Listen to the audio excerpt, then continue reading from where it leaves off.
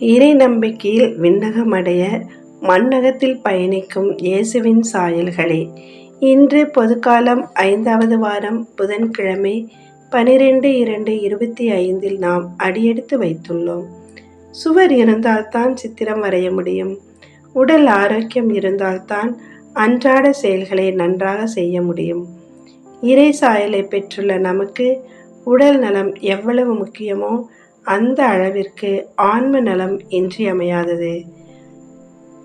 அதனால்தான் ஒவ்வொரு நாளும் ஆன்ம சோதனை செய்கின்றோம். பழைய ஏற்பாட்டில் கடவுள் மோசே வழியாக பல சட்டங்களை இஸ்ரேல் மக்களுக்கு வழங்கினார். மக்களின் நலனுக்காகவே கொடுக்கப்பட்டவை. புதிய ஏற்பாட்டில் சட்டங்களுக்கு முக்கியத்துவம் கொடுத்து மனிதநேயத்தை மறந்து வாழும் பரிசேயர்களை சாடுகிறார் இயேசு. மார்க் நற்செய்தி அதிகாரம் 7 இறை சொற்றொடர்கள் 14 முதல் 23 வரை சிந்திக்கும் நாம் இயேசு கிறிஸ்துவின் மனநிலையை உற்று நோக்குவோம். மனிதன் புறத்தை நோக்க, கடவுள் அகத்தை நோக்குகிறார். இன்றைய சமுதாயத்திலே வெளிப்புறத்திற்கு அதிக முக்கியத்துவம் தரப்படுகிறது. குழந்தை பிறந்தவுடன் கருப்பா சிவப்பா, அப்பா மாதிரியா அம்மா மாதிரியா என்று பார்க்கும் நிலை. வளர்ந்த பின் பக்தி நிறை செயல்களில் அவன் ஈடுபட்டால் பெற்றோரை போன்றே நற்பண்புகளில் வளர்ந்துள்ளான் என்கிறோம். நாம் யாருடைய பிள்ளைகள்? இயேசுவின் பிள்ளைகள் அல்லவா? இயேசுவின் பிள்ளைகளாகிய நாம் இயேசுவை போன்று செயல்பட வேண்டாமா? வெளிப்புற தூய்மைக்கு முக்கியத்துவம் கொடுக்கும் நாம் ஆன்மாவை தூய்மையாக வைத்திருக்க ஆய்வு செய்வோம். வெளிப்புற தோற்றம் நம்மை அழகாக காட்டலாம்.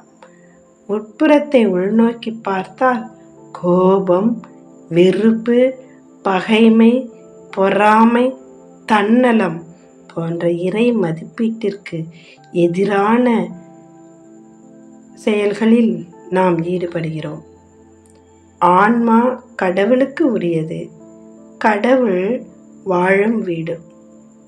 இந்த வீட்டினை அன்பு, அமைதி, மன்னிப்பு, பிறநலம், பாராட்டுதல், மகிழ்ச்சி இவற்றால் அலங்கரித்து இயேசுவின் சாயலை பிரதிபலிப்போம். தாயைப் போல் பிள்ளை, நூலைப் போல் சேலை என்பது பழமொழி. இயேசுவின் பிள்ளைகளாகிய இவர்களின் செயல்கள் இயேசுவை போன்றே அமைந்துள்ளன என்று பிறர் நம்மை பார்த்து கூற முடியுமா? இல்லை, இயேசு கூறியது போல் வெள்ளையடிக்கப்பட்ட கல்லறைகளாகவே வாழ்கிறோமா?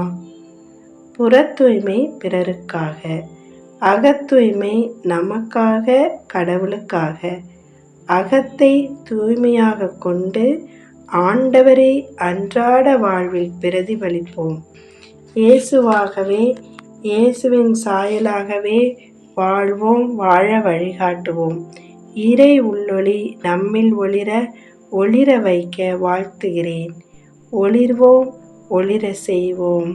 Praise the Lord. இன்றைய நாள் இறையருள் நிறைந்த நாளாக அமைய வாழ்த்துக்கள்.